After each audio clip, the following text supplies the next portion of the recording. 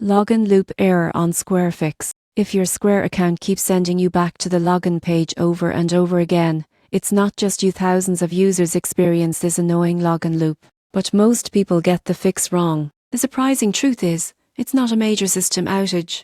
It's usually a small issue with your browser or app cache, and it's easy to fix. Start by closing the Square app or web tab completely. Then reopen it and try again. If that doesn't solve it, move on to clearing your cache. On Android, go to Settings, Apps, tap Square, and hit Clear Cache. On iPhone, the best method is to uninstall and reinstall the app. This resets the login session data that's causing the loop.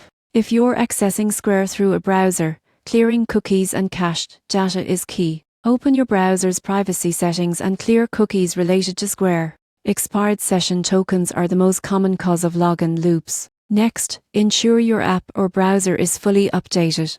Old versions often can't communicate correctly with Square secure login servers, leading to authentication failures. If the problem persists, switch your internet connection. Some Wi-Fi networks block the secure redirects used by Square's login process. Try mobile data or a different Wi-Fi network. You should also disable any autofill or password manager tools temporarily. These tools sometimes paste outdated credentials or add extra spaces without you realizing it. Manually typing your email and password ensures a clean login attempt. After completing these steps, restart your phone or computer and try logging in again. The loop usually disappears right away. So, if your Square login keeps looping, don't waste time waiting for a system fix. It's not your account or password, it's your device hanging onto old login data. Clear it, refresh your session, and you'll be back to processing payments and managing sales in no time.